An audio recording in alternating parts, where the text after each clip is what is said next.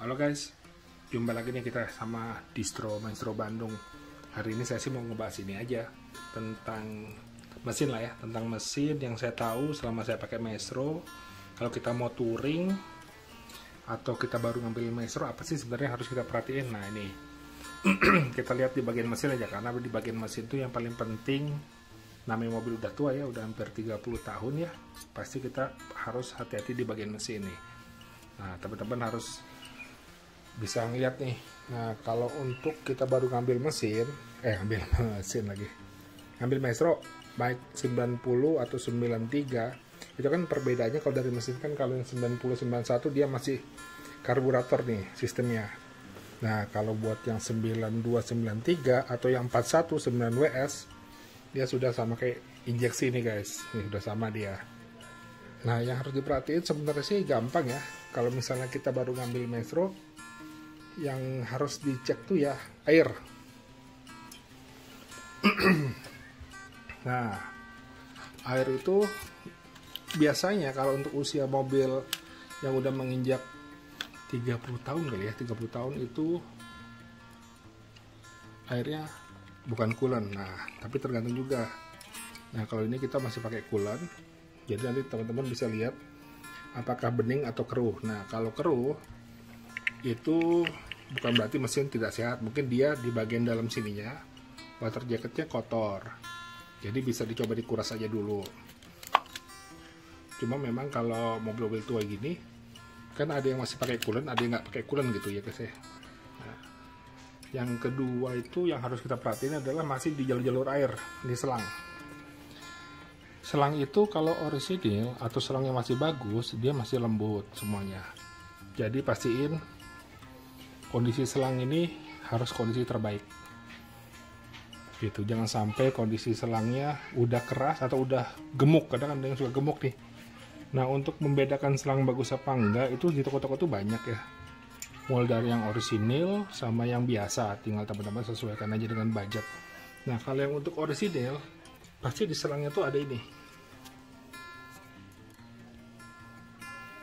tulisannya Yamashita ya. Ini artinya masih bawaan mobil. Nah kalau teman-teman dapat itu bagus, itu pasti awet gitu. Terus yang kedua itu adalah kita cek dari oli nih.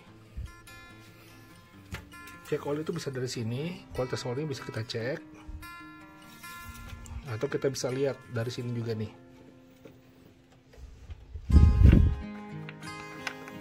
Nah biasanya kalau udah nggak bagus itu dia ada endapan, warnanya udah kayak abu-abu, udah bercampur.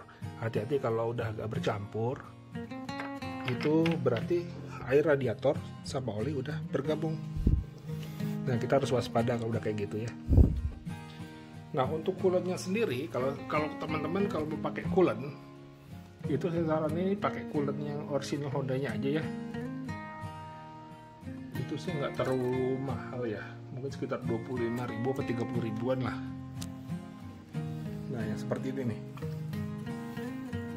Nah ini teman-teman cari tipe 1 ya, Honda gitu. Nah ini boleh lah, ini rekomen kalau mau teman-teman pakai coolant. Oh ya, kalau mau pakai coolant ya teman-teman harus pastiin dulu nih kondisi di water jacketnya ini masih sehat.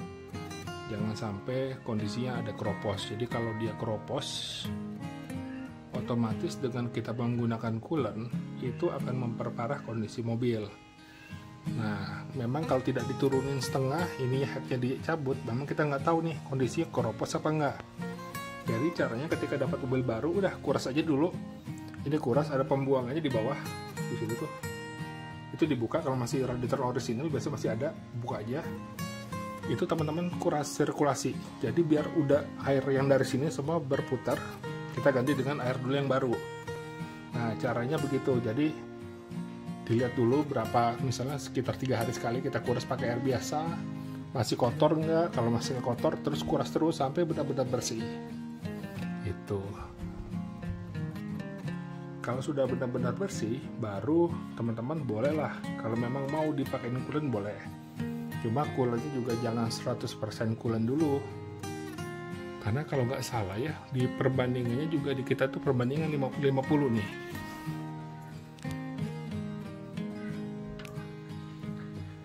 Ini teman-teman bisa lihat nih, di sini perbandingannya paling 50-50 tuh. Tuh kan 50-50 perbandingan radiator ya kan? Jadi memang sebaiknya memang perbandingannya 50-50 dulu aja, jangan langsung 100% coolant, karena kita kan mobilnya bukan mobil baru ya, mobil tua, kita nggak tahu di story dalamnya seperti apa. Jadi paling bisa 50-50 itu untuk coolant ya. Nah memang radiator itu sangat penting untuk di mobil tua, jangan sampai kita lagi jalan overheat, udah repot nanti ya teman-teman.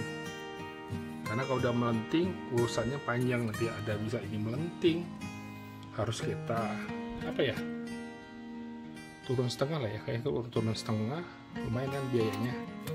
Nah kalau sudah ngambil mobil, kita tidak tahu histori sebelumnya, yang paling benar adalah ganti timing bell. Nah posisi timing bell itu ada di dalam ini teman-teman. Di dalam sini ada timing bell, itu ada dua, ada belt balance sama timing bell yang besar. Nah ini timing bell banyak jenisnya juga, tinggal diganti aja nanti. Ada yang orisinil pasti lebih dari 1 juta lah ya kalau komplit. Nah kalau yang biasa mungkin ada 500, ada bawah 500. Itu tergantung teman-teman mau ganti ya gimana gitu. Terus kalau untuk oli mesin, mungkin ada yang tanya oli mesin rekomendasi apa. Sebenarnya oli mesin semua bagus, tinggal tergantung posisinya, sering apa enggaknya dipakai, terus kondisi mesin bagaimana, masih halus apa enggak.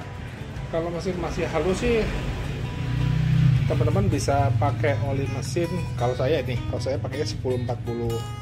Nah 1040 masih banyak mereknya, ada yang Eneos, ada Botul gitu. Jadi teman-teman bisa pilih sesuai dengan kebutuhan dan budget. Nah kalau yang Motul ini kita biasa pakai di sini kayak gini. Ini Motul, kita pakai 1040. Itu dia kalau teman-teman pakai Motul. Itu. Terus ke berapa nih ya? Kesekian lah. Nah yang harus diperhatikan ada box sekring.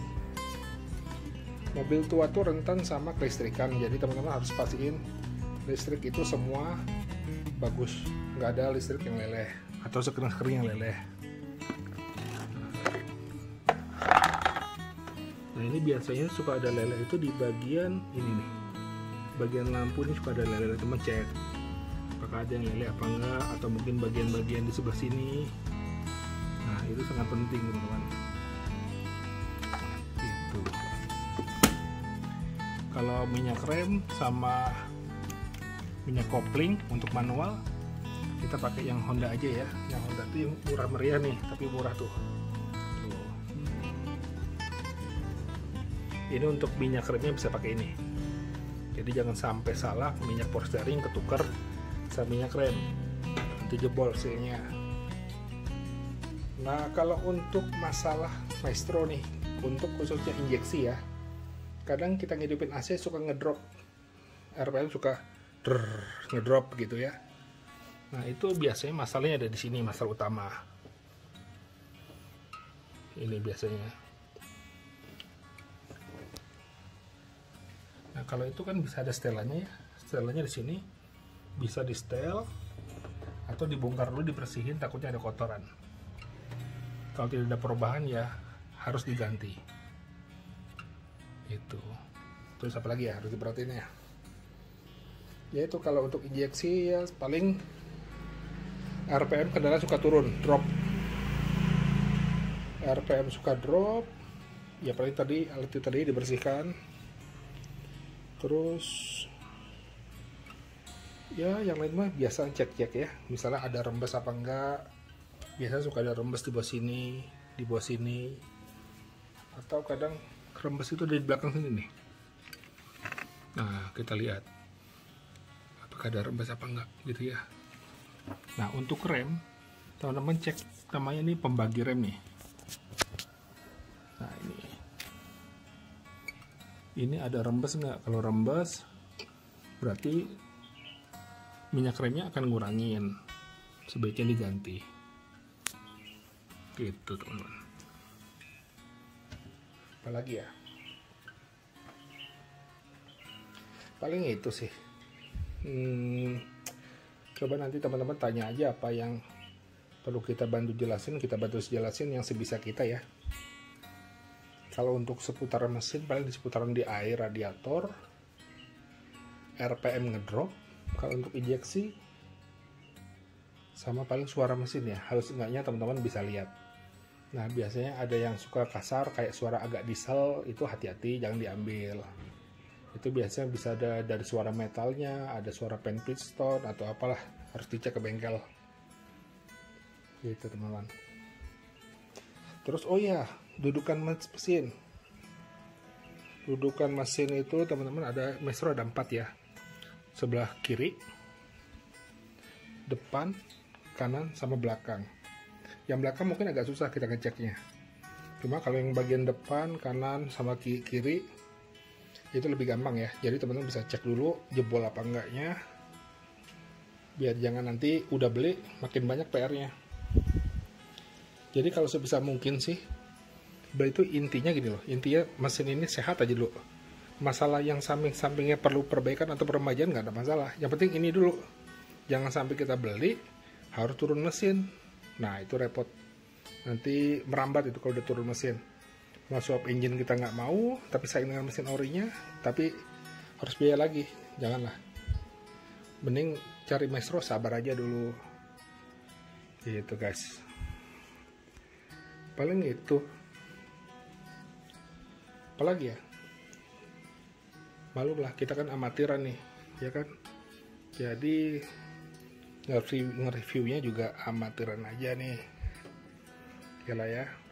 Mungkin itu dulu, nanti kedepannya kita akan bahas lagi dari sektor ini nih, AC dingin enggaknya, kendala di seputar AC nanti kita bahas. Oke, gitu dulu. Bisa juga teman-teman untuk kalau mau kepoin IG kita bisa. Untuk IG-nya ketik aja Distro Maestro Bandung. Kalau Facebooknya Distro Maestro HMRC Bandung. Nah itu juga teman-teman jangan lupa follow, like, dan subscribe aja kalau ini bermanfaat. Boleh like atau dislike kalau suka atau tidak suka. Gitu aja teman-teman. Oke, nanti kita bikin video-video selanjutnya ya. Oke.